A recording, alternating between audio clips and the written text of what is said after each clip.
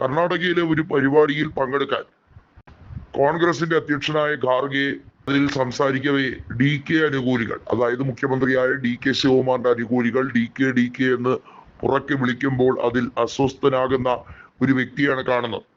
മല്ലികാർജുൻ ഖാർഗെ മനസ്സിലാക്കേണ്ട അദ്ദേഹം ജനപ്രിയനൊന്നുമല്ല. അദ്ദേഹം ഗാന്ധി കുടുംബവുമായി വലിയ രീതിയിൽ രമ്യതയിൽ പോകുന്നതിന്റെ പേരിൽ അദ്ദേഹത്തെ ആക്കി അല്ലെങ്കിൽ അധ്യക്ഷ സ്ഥാനത്തേക്ക് കൊണ്ടുവന്നു എന്നത് ഒഴിച്ചാൽ ശശി തരൂറിന്റെ അത്ര പോലും ജനപ്രിയനല്ല.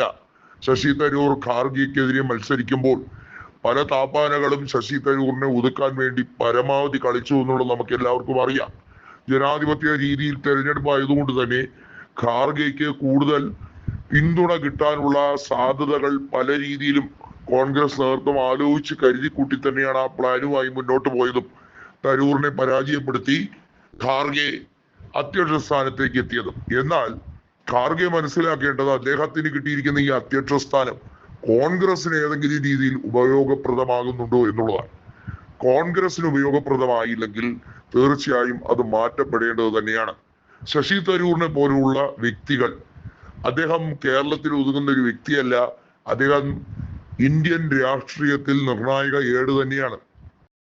UN സെക്രട്ടറി ജനറൽ സ്ഥാനത്തേക്ക് മത്സരിച്ച് പരാജയപ്പെട്ട് അണ്ടർ സെക്രട്ടറി ആയി ചുമതല വഹിച്ച ഒരു വ്യക്തി.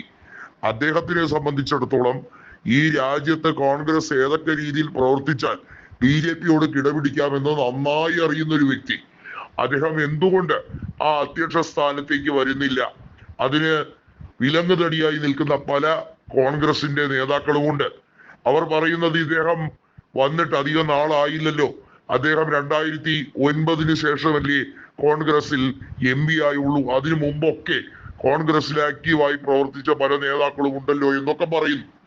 യാഥാർത്ഥ്യം എന്തെന്നാൽ അദ്ദേഹത്തിനുള്ള ജനസമ്മതി മറ്റേത് നേതാവിനാണ് അഖിലേന്ത്യാ തലത്തിൽ ഉള്ളത്? ചുരുക്കം ചില നേതാക്കൾക്ക് മാത്രമേ ഉള്ളൂ. അദ്ദേഹത്തിനുള്ള ഭാഷാ പ്രാവീണ്യവും അദ്ദേഹത്തിനുള്ള ഏകോപന നടപടികളും അതെല്ലാം മനസ്സിലാക്കിക്കൊണ്ട് വേണം കോൺഗ്രസിനെ വാർത്തുടയ്ക്കാൻ എന്നുള്ളത് കൃത്യമായി മനസ്സിലാക്കുക.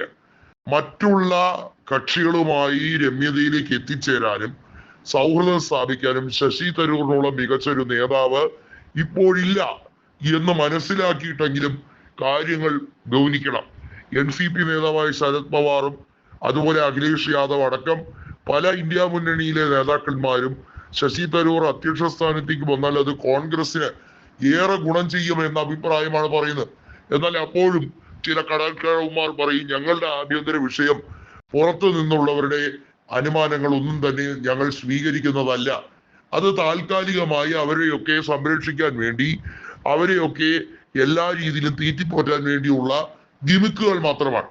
വാസ്തവത്തിൽ തരൂറിനെ പോലെയോ സച്ചിൻ പൈലറ്റിനെ പോലെയോ ഒരു മികച്ച വ്യക്തി അധ്യക്ഷ സ്ഥാനത്തേക്ക് വന്നു നോക്കട്ടെ, അതിന്റെ മാറ്റൊലി കൃത്യമായി കാണാൻ കഴിയും. BJP ഒരു കളിപ്പാവയാണ് കൊണ്ടുവന്ന് അധ്യക്ഷ സ്ഥാനത്തേക്ക് വെച്ചിരിക്കുന്നത്. കാരണം എന്താണ്? മോദിയും അമിത്ഷായും ആവുന്നിടത്തോളം കാലം, അവരാൽ കഴിയുന്നിടത്തോളം കാലം ആ പാർട്ടിയെ മുന്നോട്ട് കൊണ്ടുപോവുക, എല്ലാ നേട്ടങ്ങളും 2 വ്യക്തികളിലേക്കാക്കി ചുരുക്കുക, അതിനുവേണ്ടിയുള്ള നീക്കമാണ്. അവിടെ വേറിട്ട സ്വരമായി തരൂറിനെ പോലുള്ളവർ വന്നാൽ അഭികാമ്യമാകുമെന്നുള്ളതാണ് വസ്തുതാപരമായിട്ടുള്ള കാര്യം.